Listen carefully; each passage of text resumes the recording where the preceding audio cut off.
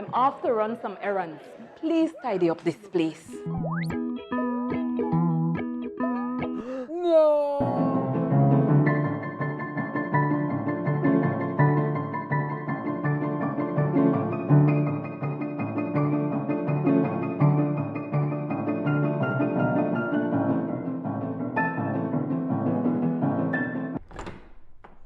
Wow! How did you guys do it? We got cleaners. Cleaners? You know it, Dad. Cleaner, it works.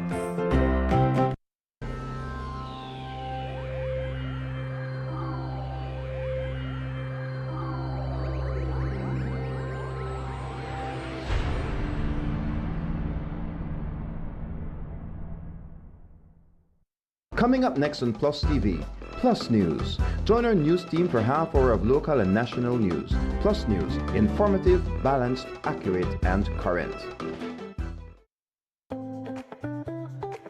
Prepare for the sweltering heat with a Rheem AC unit to keep you and your family cool and cozy.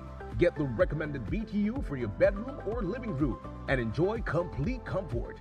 You can also save some much-needed cash with an inverter unit, which provides superior energy efficiency. When the heat is on, stay cool with an affordable, dependable AC unit from Rheem. Available at Benny's. Quality and savings.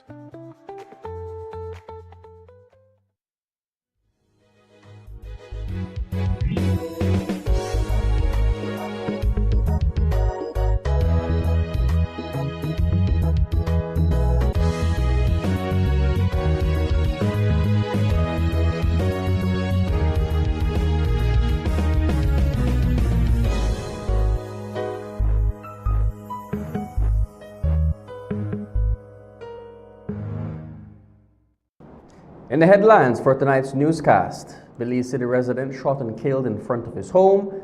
Ministry of Transport meets with the rural public transport sector to discuss the modernizing of the industry.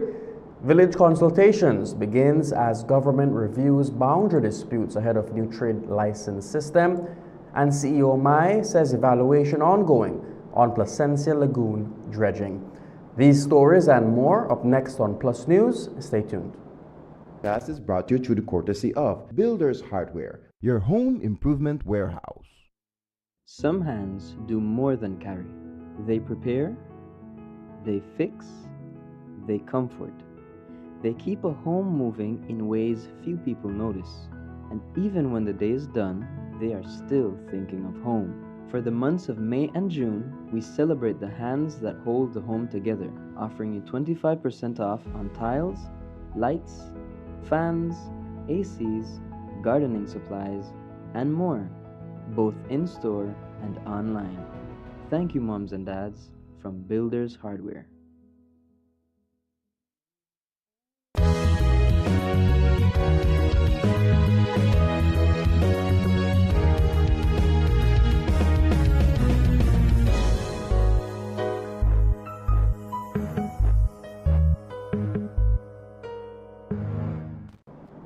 Welcome to Plus News for today, Friday, May 15th. I am LJ Wade. Police are investigating the latest murder to take place within Belize City. Last night, just after 8 o'clock, Belize City resident, 19-year-old Lamar Garnett, was shot and killed in front of his home in the Jane Usher area of the Old Capitol.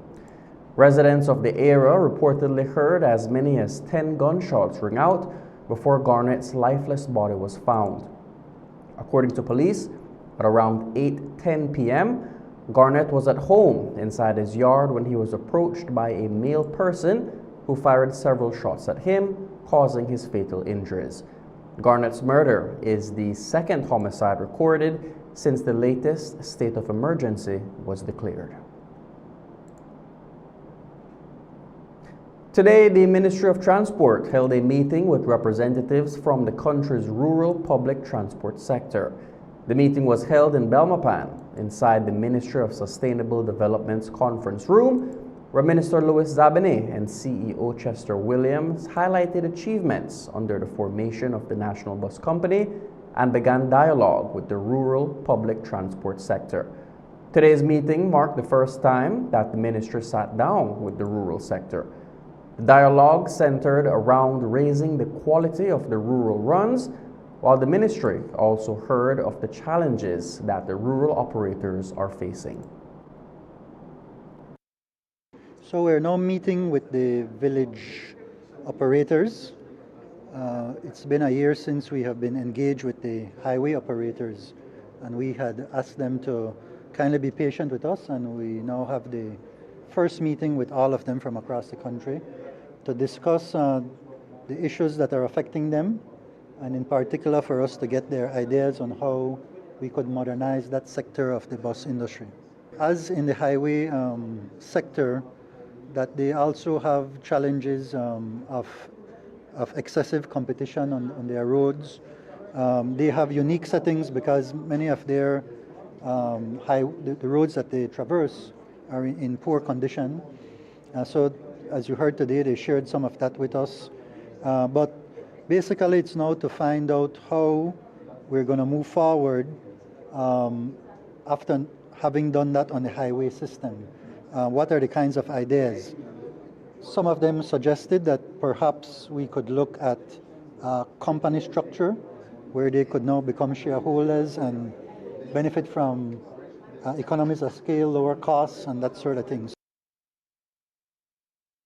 One of the main concerns raised by the rural bus operators has to do with multiple bus lines competing on the same routes at the same time. Minister Zabene says that they are aware of the situation as it has been ongoing since the early 2000s. We have had, sadly, since the mid-2000s, after the situation with the consolidation of the Novello company, where at that point in time, before that collapse occurred, the consolidation had ended up with the Novello Group and then with James Bus Line. After that, when the DFC fiasco, if you will, happened, ministers of transport and the transport department gave out permits to persons who were asking for these road service permits across the country in a manner that is clearly not in the best interest of commuters, because you're ending up having a lot of competition with all these road service permits being issued. So many times it was because some political favor was being done or whatever the case may be, and there was not a proper system in place rationalizing public interests, because clearly that's what we ended up with and why we had to come with the solutions that we're now engaged in with the National Bus Company on the highways, and now seeking solutions for the village run operators. Also present at this morning's meeting was the president of the Belize Bus Association, Philip Jones. Earlier this month, the BBA staged a protest locking off Tower Hill Bridge and other key points of the country.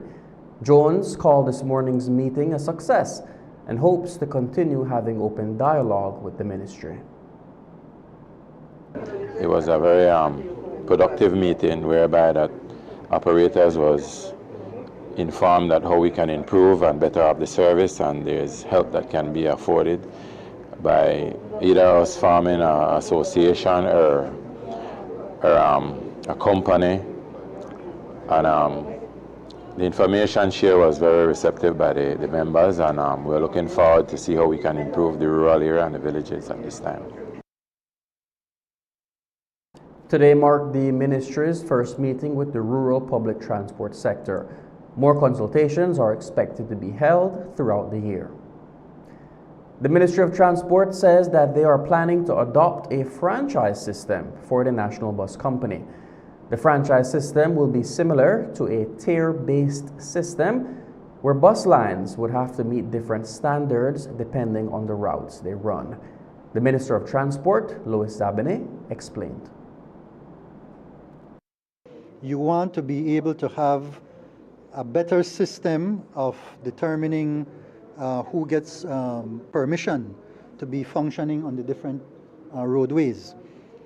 The present setting has village runs and highway runs separately, and that will continue, but clearly along lines that have to do with different kinds of economic benefits that are being provided to the operators and to the commuters. So on the highways, we expect that the standards will have to be higher, because now you're serving larger numbers of people moving from one terminal to the next.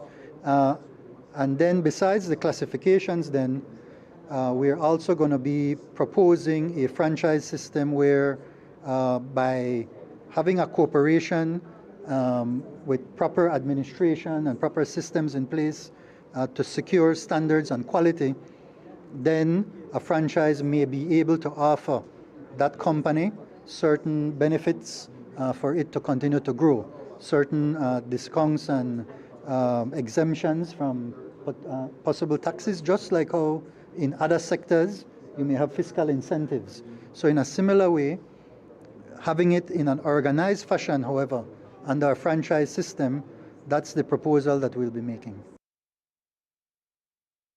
While nothing has been finalized, Zabane says that the proposal will be presented at the next cabinet meeting. The National Bus Company has been operating for a little bit over 2 months after launching on the 1st of March. More than half of the country's bus operators have signed onto the NBC, with reports of more still weighing their options. While the launch of the NBC did start off a bit rough, has it found its footing? Minister Zabane says yes.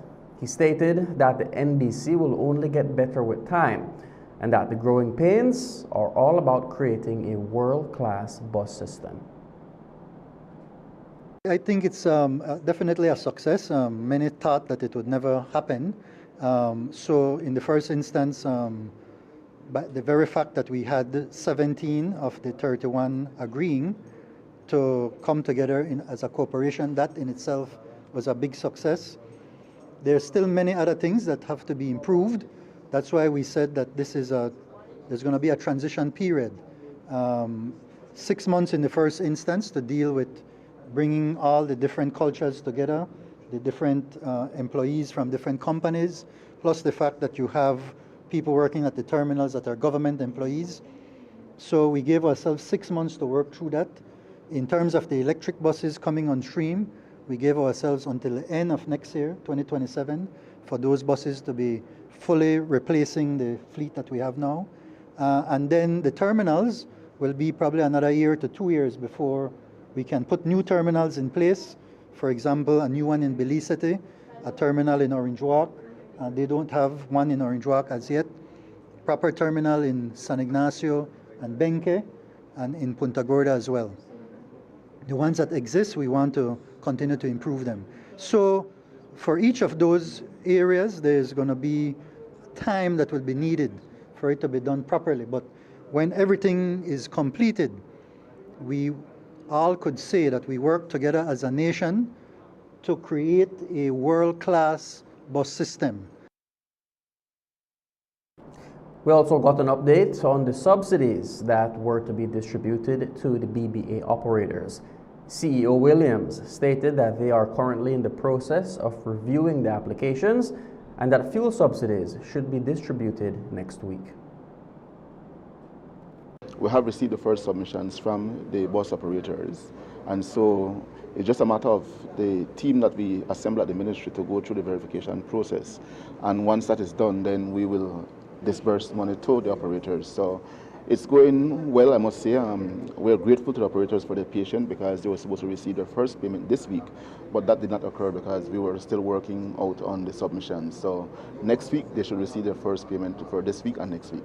What's in place to prevent over-reporting of the amount of fuel used? Well, that's the reason why we have the check-in system. They submit by 4 p.m. on Monday, and then we pay by Wednesday, Thursday of the same week. So it gives the team at the ministry the time to be able to do the investigation and verify that the submissions are accurate. I must say that in the initial process, each bus operators have submitted an estimated amount of fuel that they consume per month, based on the historical data. So if we were to see that for a particular month they go well above that normal figure, then that would raise a red flag. I wouldn't mind to go below, but if they go above, then that's an issue. So we have to look at. The Maya Leaders Alliance says that they are currently at a stalemate with the government of Belize as it relates to the Maya land tenure policy and the draft bill.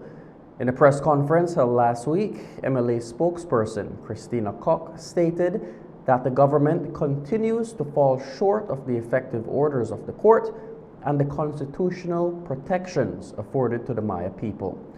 Today we heard from the Minister of Indigenous Affairs, Louis Zabane, who responded to Koch. There is no stalemate, according to Zabane, and he prefers to look at it as a normal part of negotiations. We looked, of course, at the draft bill that the government has put forward and the formula on how to determine the demarcation of the areas around a village. In the first instance, you have a formula in which every member of the village would be allocated 5 acres, not defined in a particular way like a circle or whatever. The village would determine that. And then after that has been determined, the village then has a second phase in which it can say, well, we also go beyond this area, and that is then clarified with the government. In particular, in this case, with our experts from the Ministry of Natural Resources. So we also discussed that, and from their end, they believe that that's a non-starter. They felt that their methodology of determining what their boundaries are is one in which that they have no space for negotiations, because from their perspective, it is based on customary land tenure, on the use of the forests for different things, for medicine, water sources, etc. So we discussed that's a difference that's there.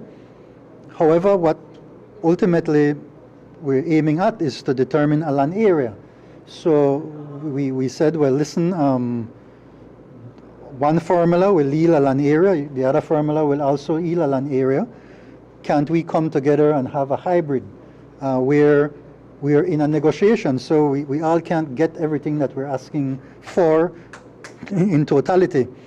And maybe that's what she described as a stalemate. For us, we don't see that as a stalemate. We see it as being continued engagement, and they seem to see that a little differently.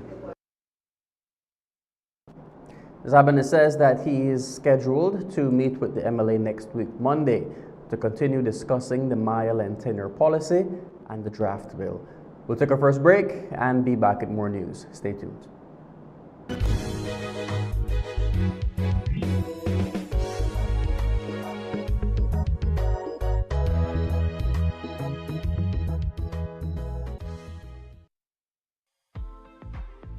In May, make Benny's your one-stop shop for appliances.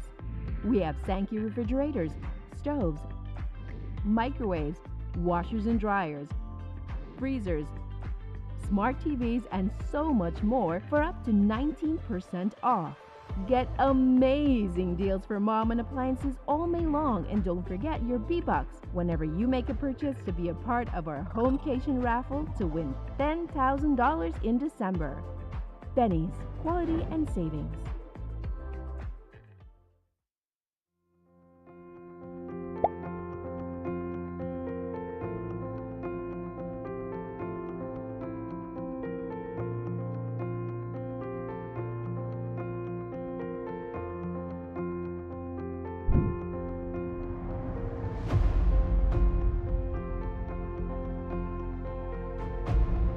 Now that we have the new water system, it has improved the lives of these people a lot.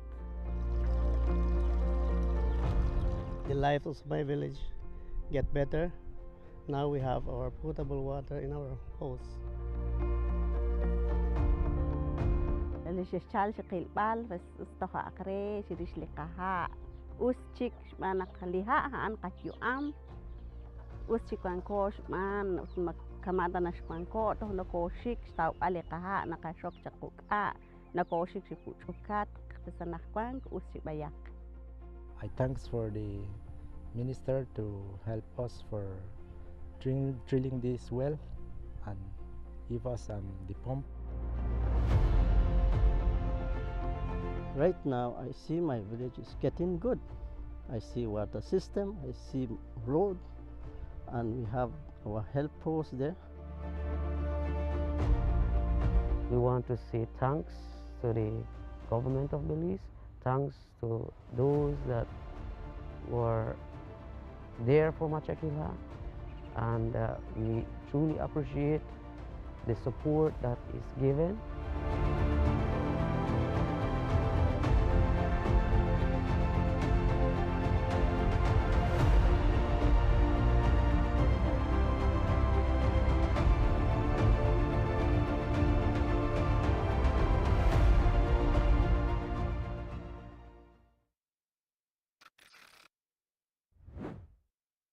Every day, we access energy for cooling, lighting, and powering our electrical appliances and devices at work and at home. During cooler months, we rely less on cooling appliances such as fans and air conditioners. However, during warmer months, as the temperature and humidity rises, we use more energy to cool our spaces, and our appliances and electrical devices work harder than they do during the rest of the year. When the months become hotter, let's all practice energy conservation. Here are a few changes that you can make to manage your energy use. Check that all appliances and electrical devices are working efficiently. Turn lights off when not in the room. Unplug chargers, appliances when not in use. Turn off fans and TVs. Use energy-saving light bulbs such as LEDs. And look for the Energy Star products when purchasing appliances and electrical devices. These easy changes can reduce energy use and costs. You can also monitor your energy use during the month by reading your meter and calculating the reading using BEL's bill calculator on our mobile app or by visiting our website. Let's all save energy.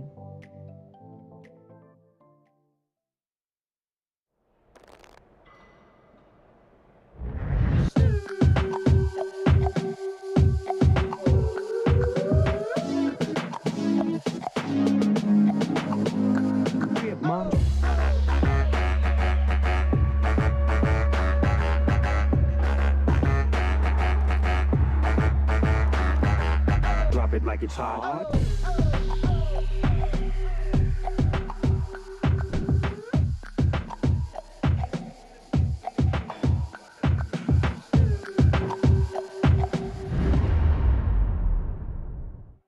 Some hands do more than carry.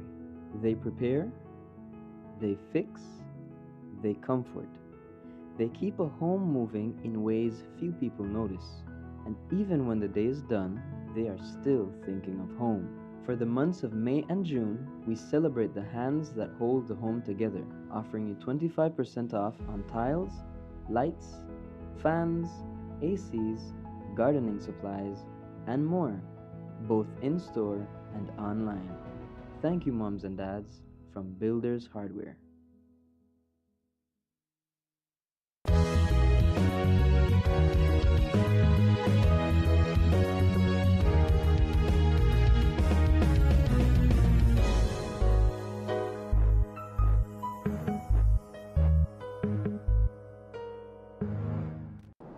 Welcome back. The Ministry of Rural Transformation, Community Development and Local Government is moving forward with village consultations aimed at resolving long-standing boundary disputes as preparations continue for the eventual implementation of the new Trade Licensing Act.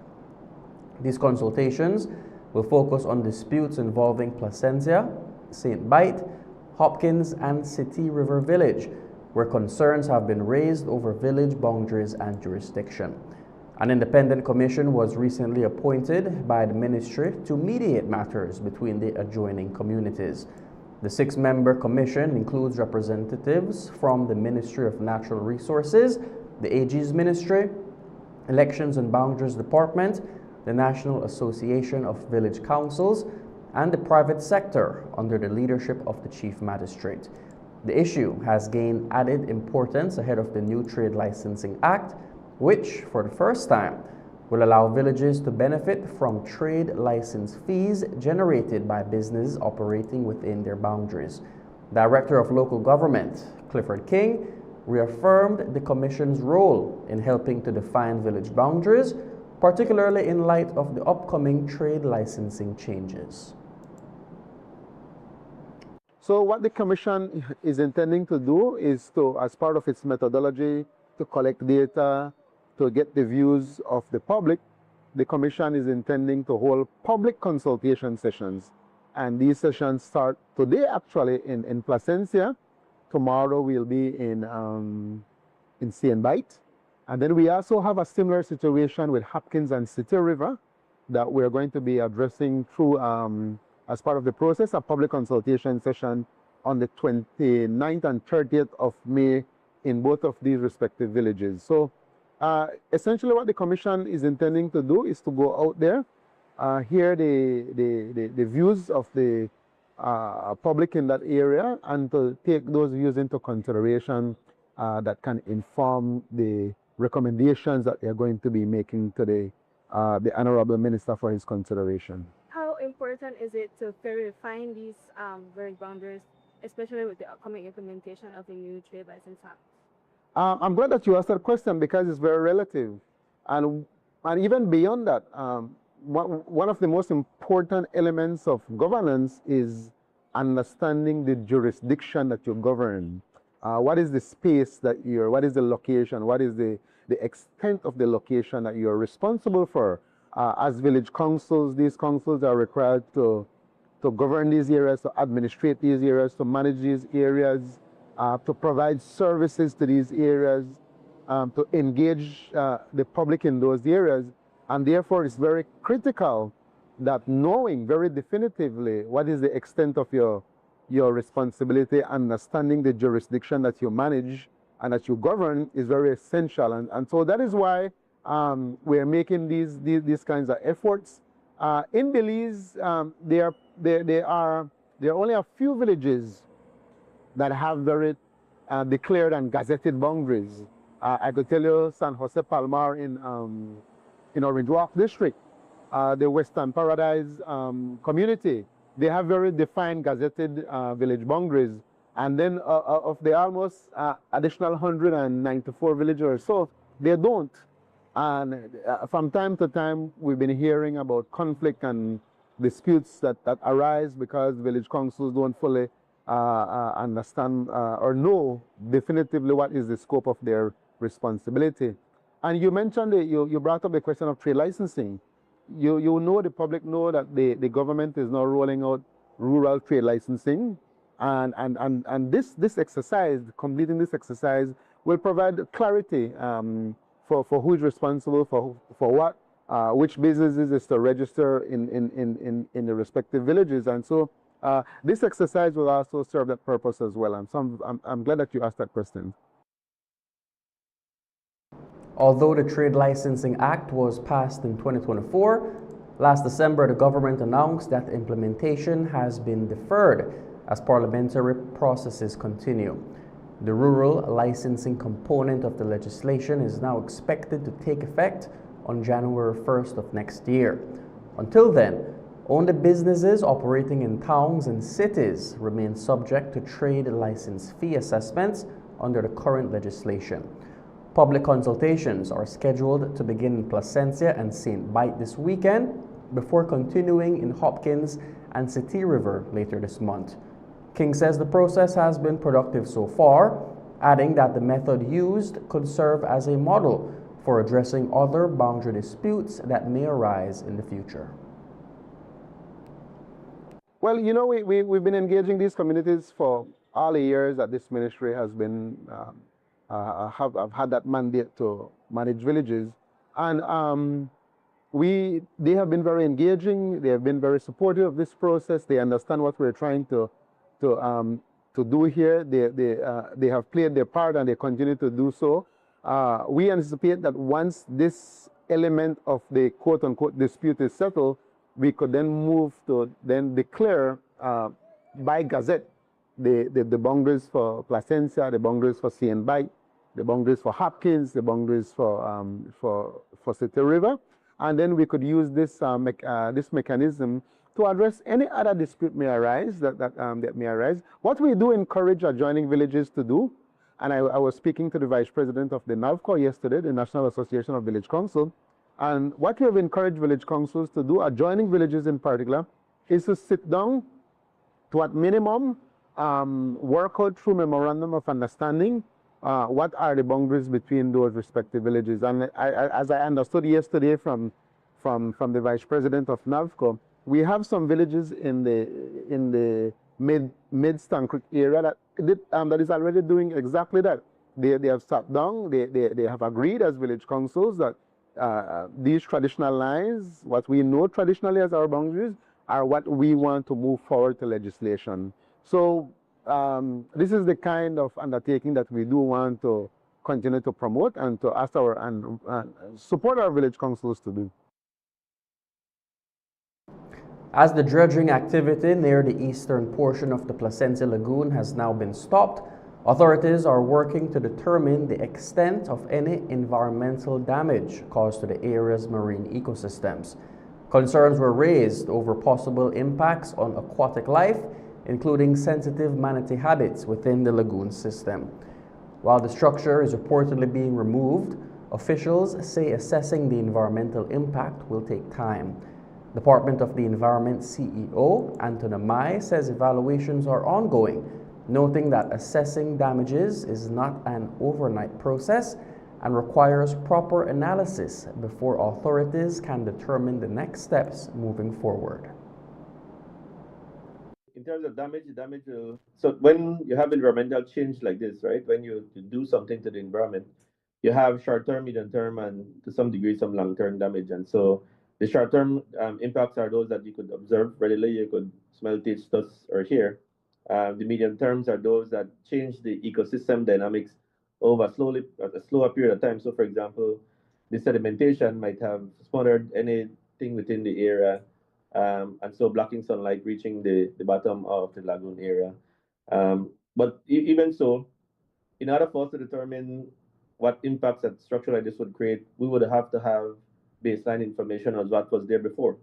And so when you have baseline information and you conduct the monitoring, evaluation, and you do the studies that you need to do, you could compare and you could check if the environment has changed from what was there before to when the structure was put in place and then what resulted thereafter. And so that is a process. It's not an overnight thing, and it's not easy to say without having the right data in place. But in terms of impacts, siltation does create environmental impacts. And beyond the penalty, does damage assessment happen, and will anyone be required to pay for any damage? So that's something we still need to discuss internally in terms of how to move forward. Like I said, in terms of damage, it's difficult for us to charge for damage if we can't estimate the impacts, if we don't know the impacts in terms of real impacts, and estimate what the value of those impacts are. So like I said, it's not impossible, it's just that's a long drawn out process in terms of studies that need to be done to substantially say this is the amount of damage that you created and this is the value of those damage. That's not an overnight thing to do. The recent dredging incident near the Placencia Lagoon is now raising bigger questions about Belize's environmental laws and whether current penalties go far enough. The structure at the center of the dispute is reportedly being removed, and dredging activity has since stopped following public concern and intervention from authorities. Following reports that the contractor responsible has been involved in similar incidents, many are now questioning whether environmental fines are too lenient. CEO Mai says they are open to discussions on whether the penalty should be increased.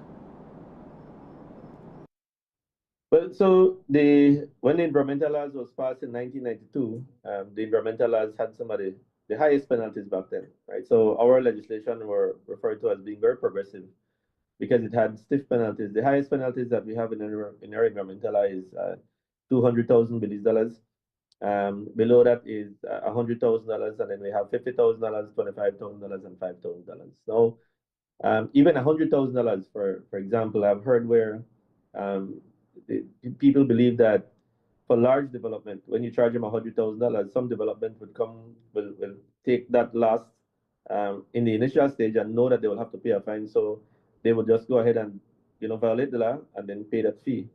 So unfortunately for us, this is what is in the law. I can't legally charge anyone beyond what is within the environmental law. So if you're asking me if we need to review and revise the increase of those penalties, I would say that that is something that we could look at potentially to see how we move forward. But it cannot be, it has to be a very open, broad, and sober conversation on what the realistic amount would be. Our environmental laws have, again, they're progressive, so they have a ceiling and a flooring in terms of what we could charge. And even if we go to court with some of these violations, the magistrates are bound to charge penalties between the flooring and the ceiling. And so, yeah, but in terms of having a real conversation on increasing penalties for environmental matters, I mean, I'm not averse to that. I think that's something that we definitely need to do in the future. A recently completed coastal erosion study on the Placentia Peninsula is pointing toward beach nourishment as a key option in helping to address shoreline loss in the area. The study, launched in December of last year by the DOE under the Ministry of Sustainable Development, is in collaboration with the Placentia and St. Bite Village Council and the University of South Florida. It examined erosion patterns along the peninsula, looking at causes, severity, and possible restoration solutions. One of the main findings suggests that beach nourishment could help sections of the shorelines for up to 10 years. CEO Mai explained. The Department of Environment and the Placentia Village Council, along with the Strong Coast Project and experts from the University of South Florida, has recently concluded a full assessment of the erosion that is affecting the entire peninsula from Riversdale all the way to the point. I think about a month ago or so, we held a public meeting in Placentia where the preliminary results of the studies were presented to the community and possible solutions. And one of the solutions that was presented by the expert was to do what is referred to as beach nourishment. So to deal with the erosion issue. So the experts said that basically the entire peninsula, about 72% of it is, in terms of the coastline, is under some form of development. And based on current trajectory, by 2030, the entire peninsula, in terms of the coastline, will have some type of development on it. And of the 72% that currently has development, 70% of that has some type of erosion abatement structure in place. And so what the experts suggested, also, well, they studied the erosion in terms of where the sun went, and they said that the sun from the beach is within a 15-meter distance from the shoreline. So the erosion in terms of the sun moving from the beach is right offshore, the Placentia Peninsula.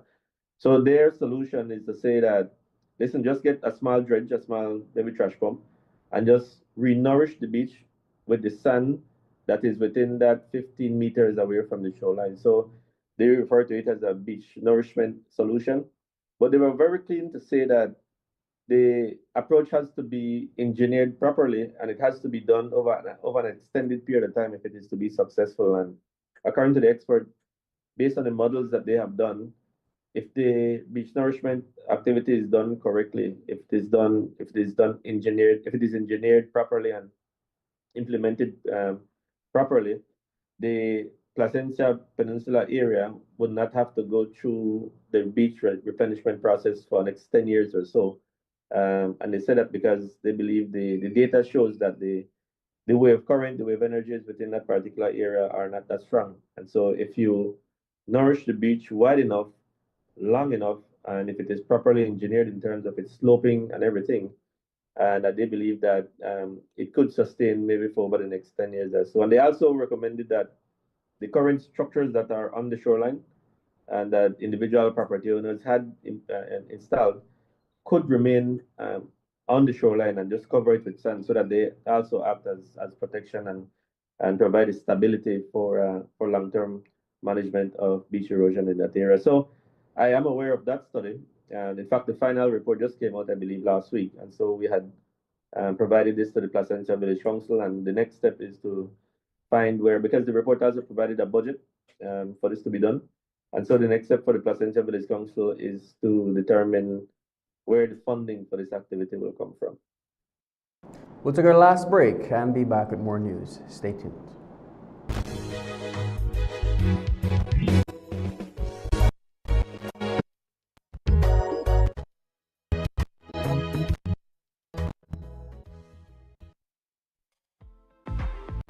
In May, make Benny's your one-stop shop for appliances. We have Sankey refrigerators, stoves, microwaves, washers and dryers, freezers, smart TVs, and so much more for up to 19% off. Get amazing deals for mom and appliances all May long, and don't forget your B-Bucks whenever you make a purchase to be a part of our Homecation raffle to win $10,000 in December. Benny's, quality and savings. Flowers are more than petals and stems. They are messages. They speak when words fall short. At Bow and Our Flowers, every arrangement tells a story of love, gratitude, comfort, and celebration of moments that matter. From heartfelt condolences to joyful milestones and everyday surprises, we treat your moments as if they are our own. We're more than a flower shop. We create customized gift baskets filled with adorable items, making every gift truly unforgettable. At Bow and Our Flowers, our promise is simple: quality, heart, and arrangements that create long-lasting memories. Visit us in Nopan or Spanish Lookout. Contact us. Bow and Our Flowers, where every flower has a purpose and every gift hits the heart.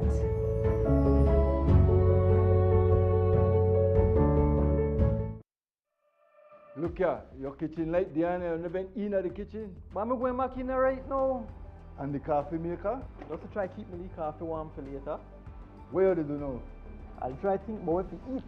You know, the more you open and close the fridge, it takes longer for the food cool. Uh-huh. For a hot day like today, it burns more energy. You charge your phone right now? No. Plug it out then. You really only wash 2 Lee socks and 1 Lee shirt? You don't know what small load burn the same amount of electricity as large load? But this is my favorite shirt. You have to be more energy efficient. Use large loads. This AC they blow hard. You know, if you keep the temperature at 25 degrees Celsius or higher, you burn less energy and you also keep the place cool. And for a nice day like today, turn off the AC, open up the house and make some fresh breeze come in. You know what? I think I get it now. As consumers, we need to be more energy efficient and practice energy conservation. Life moves fast. Your connection should keep up. Need more credit? More data? A flex bundle that fits your lifestyle? With Smart Prepaid, they're a prepaid option for every lifestyle and budget, making it easy to stay connected wherever you are. Because with Smart Prepaid, you can connect on your terms.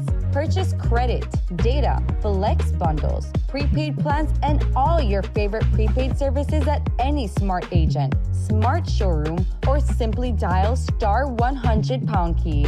No stress, no waiting, just fast, easy, convenient ways to stay connected every day. Smart Prepaid. Connect on your terms.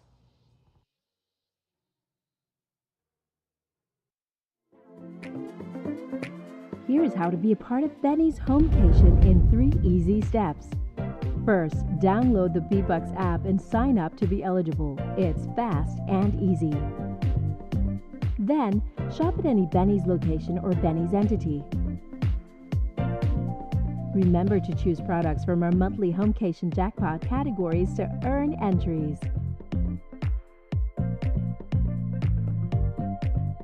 Now you can earn B-Box with purchases made and be a part of the Benny's Homecation Jackpot for a chance to win the $10,000 grand prize in December. Win the ultimate homecation with Benny's, quality and savings. Look here, your kitchen light there, you never in the kitchen. But I'm going back in there right now. And the coffee maker? Just to try keep my coffee warm for later. Where do you know? I'll try to think more to eat. You know, the more you open and close the fridge, it takes longer for the food cool. Uh-huh. For a hot day like today, it burns more energy. You charge your phone right now? No. Plug it out then. You really only wash 2 Lee socks and 1 Lee shirt? You don't know what small load burn the same amount of electricity as large loads? But this is my favorite shirt. You have to be more energy efficient. Use large loads.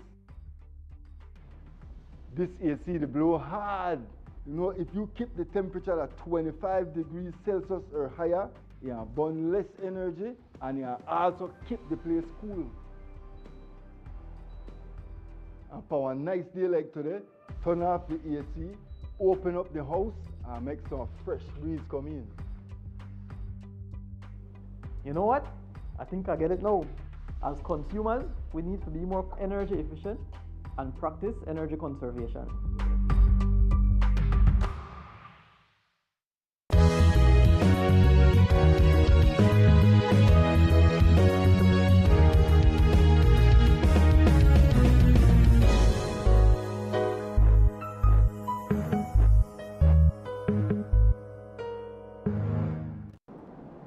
The Belize Coast Guard today welcomed 49 new members following the graduation of recruit intake number 12 during a ceremony held at Coast Guard headquarters in Belize City. The recruits completed 3 months of intensive physical, mental, and tactical training before officially earning the right to wear the Coast Guard uniform.